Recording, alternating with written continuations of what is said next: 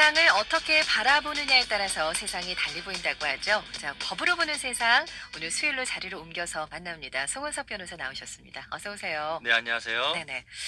아, 요즘 이런 사건이 참 많은데 연예인 부모에게 돈을 빌려줬다가 받지 못한 이들의 폭로가 잇따라 나오면서 성폭력 고발 운동인 미투에 빚 이걸 더해가지고 빚투가 연예계 이슈로 지금 떠오르고 있잖아요. 예, 그렇습니다. 근데 이 논란의 시작이라고 할 수 있는 래퍼 연예인의 부모를 보니까 20년 전에 동네 지인들로부터 돈 편취하고 해외로 도피를 했다는데 지금 피해자들이 막 부모의 처벌을 요구하고 있던데요. 근데 변호사님, 이게 20년 전의 일이잖아요. 예, 그렇죠. 근데 공소시효가 있는데 이게 처벌이 가능할까요? 그냥 너무 오래된 일인데 이렇게 생각이 들 것 같아요. 예, 예. 뭐 20년 전에 사기죄를 저지르고 모두 다 이민을 갔다라는 그런 내용이던데요. 그렇죠. 뭐 사기죄가 성립이 되는지 그래서 처벌할 수 있는지는 뭐 수사기관의 조사 또 법원의 재판까지 또 거쳐야 알 수 있는 사건이긴 합니다만은 네. 뭐 해당 연예인이 국내로 들어와서 좀 유명해지니까 사건이 좀 수면 위로 아, 언론에까지 이렇게 나온 것 같아요. 그래요. 당시 피해자들이 경찰에 고소장도 내고 진정서까지 제출해 놓고 체포영장까지 발부가 되어 있는 상태로 보이는데요. 일단 범죄가 성립되는지는 연예인의 부모 조사가 있어 봐야 알겠지만, 네. 만약에 죄가 인정된다라고 하면, 이거 20년이나 지났는데 지금 처벌할 수 있는지 의문이 들 수 있을 것 같습니다. 네, 많은 분들이 공소시효가 있다는 거 알고 계시잖아요. 그러니까 오랜 시간 지나면은 처벌할 수 없다 이렇게 알고 계신데 범죄자가 공소시효 기간 지날 동안 숨어 있다가 마지막에 실수해서 잡히는 그런 일들도 있는 것 같아요. 영화에도 많이 나오죠. 그렇죠. 네, 맞습니다. 그래서 2015년도에 이 예. 법이 개정이 돼서 사람을 살해한 범죄, 살인죄죠. 네. 살인죄는 공소시효가 없습니다. 네네. 끝까지 체포가 돼서 잡히면 잡힐 처벌받게 때까지. 되죠. 예, 예. 그렇죠. 그런데 다른 범죄는 모두 공소시효가 적용이 되는데요.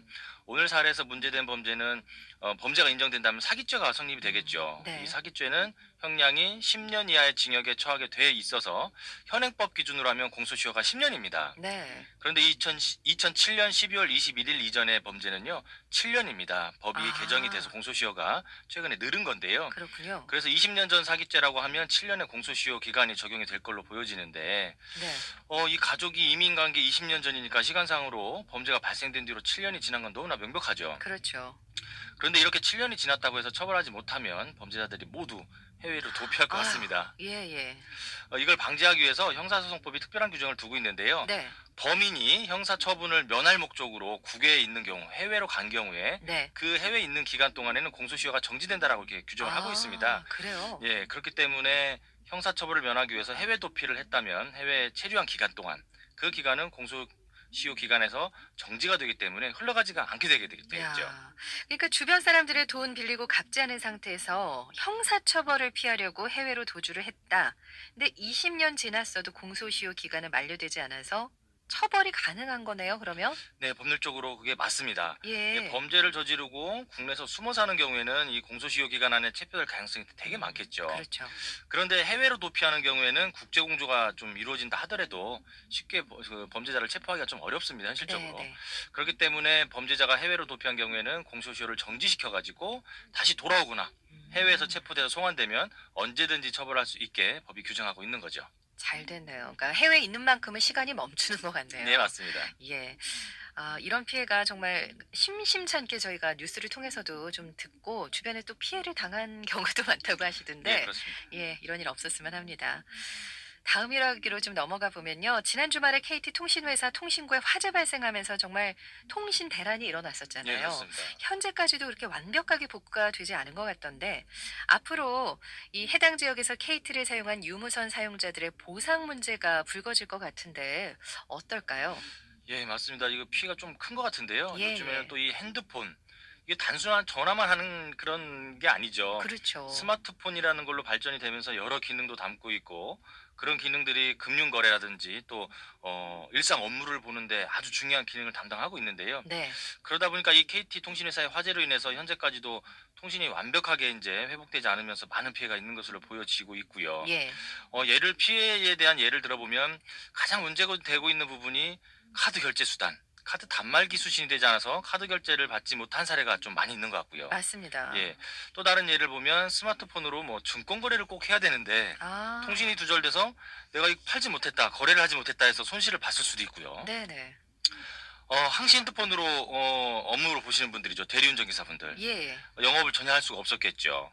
또 이런 말씀드린 사례 말고도 많은 분들이 불편을 겪었거나 손해를 입어서 이 보상 문제에 대해서 다툼이 발생할 여지가 많은 것 같습니다. 맞습니다. 그 자영업자분들 같은 경우는 주말 거의 뭐 장사를 못 하신 예예. 것이 돼서 KT에서 뭐 한 달치 사용 요금 면제해 주겠다라고 얘기는 했는데 이것만으로 피해 보상이 다 됐다고 보기 좀 어려운 분들도 계실 것 같아요.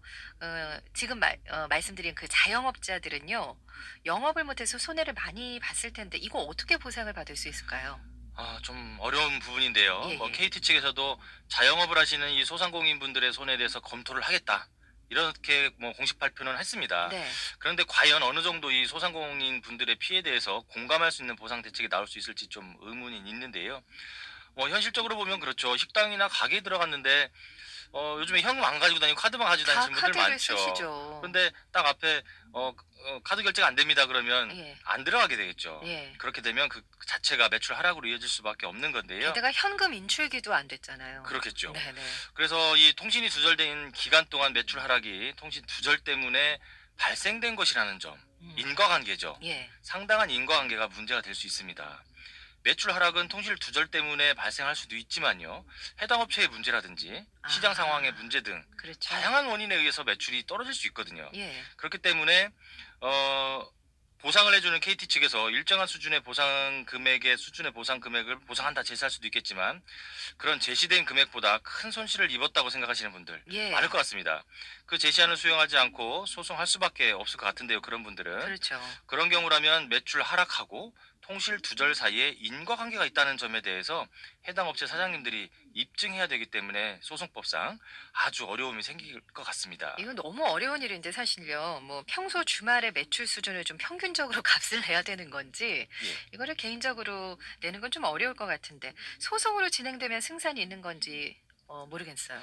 지금까지 통신 두절 사태가 몇 차례 좀 있었던 것 같은데요. 예. 2014년도에 SK텔레콤 통신이 5시간 넘게 두절된 적이 있었던 것 같습니다. 네네. 이때 대리기사분들이 전혀 영업을 할 수가 없었다라고 하면서 소송을 냈었다고 하는데요. 네. 1심, 2심, 대법원까지 모두 전부 패소를 했답니다. 그래요?